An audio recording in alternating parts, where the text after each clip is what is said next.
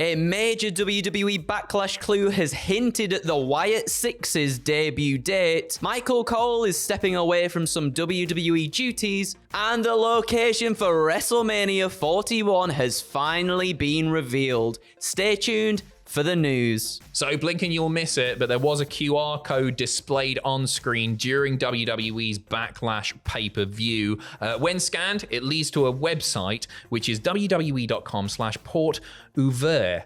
I hope I've said that right. It's in French. In French, it means open door, with 2 audio files embedded on the page. One of those says the following. It says, "Do you know the story of the shepherd and the lost sheep? The shepherd left 99 others to search for the one sheep that had gone missing. He rejoiced when he found it. But what happened when my precious sheep went missing? None of you cared. Their families didn't care. Their friends didn't care. You let the darkness take them, left them shackled in hell all alone, but I set them free. They are my family, and we will do anything to protect my family. I can't wait for you to see what they've become. It's beautiful." So sheep, Eric Rowan is the obvious shout there. Yep. He is reportedly re-signed with WWE. That news broke earlier this week. But more interestingly, if you have a look at the source code, right-click, view source, the audio file name that's being played, one of those is VXXV, which in numerics is 525. What does that mean?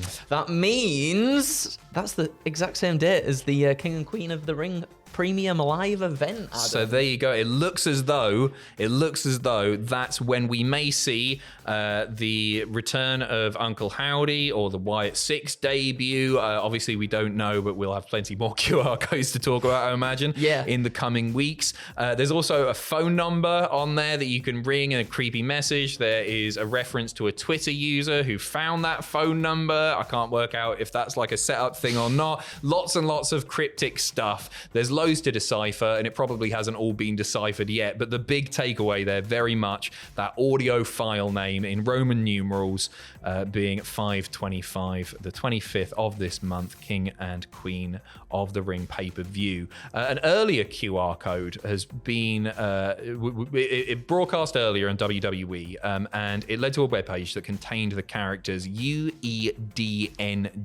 6+1A.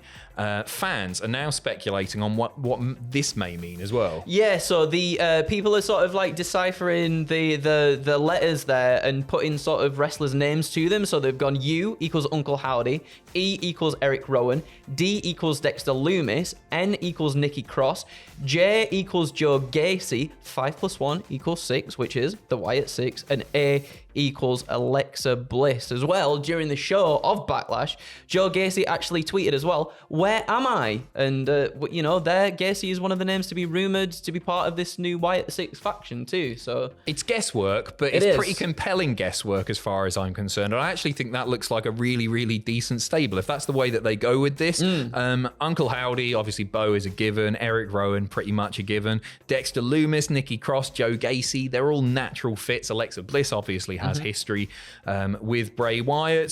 So time will tell on that one, and there'll be loads more to talk about over the coming weeks because these are now airing on both Raw and SmackDown. They're all the time, so lots of hints and everything. And it's a really good sell for the pay-per-view, isn't it? It's a great sell for the pay-per-view, and then also I just love the fact that it gets the wrestling community all together to try and decipher these things as well, to see where we could potentially go next. It's really fun. It's really clever stuff.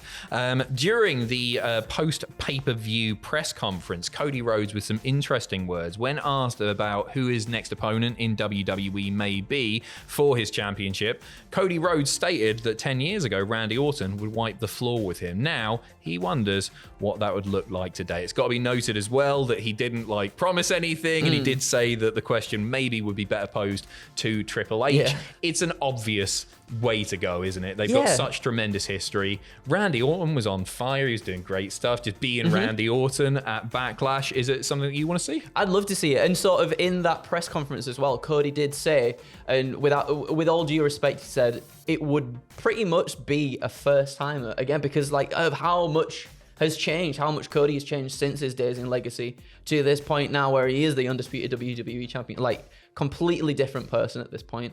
And I think I agree. It would be it would feel fresh. It would feel new for sure. So yeah, I mean, again, I think a lot of us have been saying it's a no-brainer for them to go in that direction. And I think eventually they will. I want to see more from AJ and Cody. Me too. Honestly, that match was absolutely... good. The chemistry. It sounds dark because we're talking about AJ Styles, who has chemistry with pretty much everybody. Shinsuke Nakamura and maybe Kevin Owens aside. Yeah. No disrespect, obviously. But it was an absolutely fantastic match. Cody obviously coming out on top. We knew that was going to happen.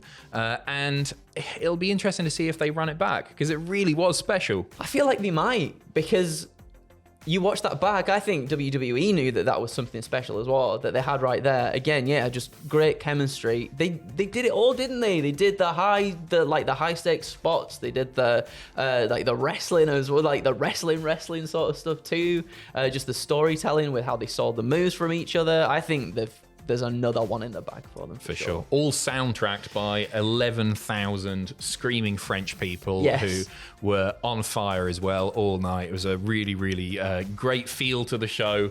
Really, really exciting stuff. We're moving over to Michael Cole news now, and he's stepping away from some of his WWE duties. PW Insider confirming with their sources that Cole has pulled back from some of his responsibilities in order to remain focused on his work as lead announcer for the premium live events and Raw. This decision, very much made by Michael Cole himself, stated that WWE had no issue with Cole taking this route, taking a step back. And so basically he's stepping down from his role as the lead management over the announcers. So he was sort of, I guess, producing a lot of what was going on, making sure that everybody was doing the right thing. He's a guy who's obviously been there for such a long time and has really, like, come into his own without Vince in his ear. That's all it is, isn't it? Yeah, no, that's it. And to have Pat back by his side as well, it like Pat just really, I feel like, rejuvenates Michael whenever they are together. They're having a whale of a time. They really are. It's so nice to see. And like to see Cole step back from these responsibilities too. As you said, he's been with the company for so long. I think he deserves a little bit of a rest at this point, you know? For sure. I don't think people appreciate like how much he was doing off screen. He's somebody that all the talent really like speak very fondly of, and they always make it clear that actually Michael Cole doesn't just sit down 5 minutes before Raw or whatever, call it and then go home. He was doing a hell of a lot behind the scenes as well. A lot of pre-production goes into that sort of thing.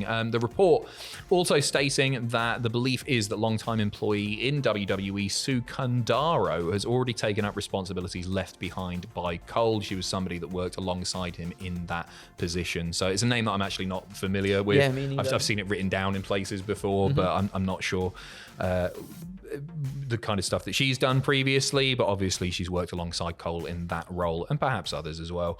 And before we go, it is now official. WrestleMania's location has been announced. It's taking place in Las Vegas's Allegiant Stadium on the 19th and 20th of April 2025. Bit later. That is a bit later. We were hearing rumors that perhaps it could go into May. That's not the case, but just a bit later in April. Also rumors about it being in Las Vegas too. It was between, obviously, I think Minnesota and Las Vegas. I think Las Vegas a bit warmer than Minnesota, so it makes a little bit more sense. And then they were saying as well, I believe that they wanted to capitalize off like Super Bowl stuff that happened and everything like that as well. Just make it grander is what they're looking to do, aren't they? There's the logo. Can you see it? It's beautiful. It's Las Vegas themed. If you go in, have a brilliant time. That is it from Andrew and myself. Thank you very much if you joined us for the live stream reactions for Backlash. We had an absolute whale of a time. What happened at is on the channel right now. You can go and check that out, and WTF moments coming very, very shortly as well. Thank you very much. Take care of yourselves. Enjoy the rest of your weekend. Bye-bye.